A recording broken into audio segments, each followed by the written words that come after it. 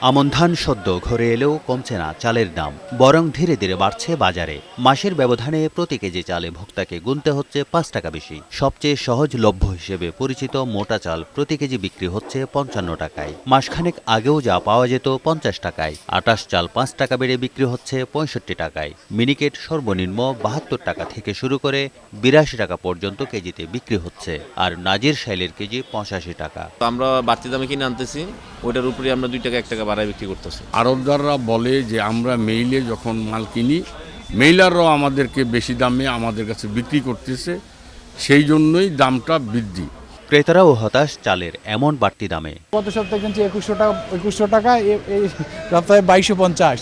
এখন পার কেজিতে ২-৩ টাকা বেশি, কোনোটা ৪-৫ টাকা বেশি। মুদি দোকানে বেশিরভাগ পণ্যের দাম অপরিবর্তিত থাকলেও বেড়েছে আদা ও রসুনের দাম। সপ্তাহের ব্যবধানে কেজিতে বেড়েছে ১৫ থেকে ২০ টাকা পর্যন্ত। মালের আমদানি কম, এই জন্য দাম একটু বাড়তি।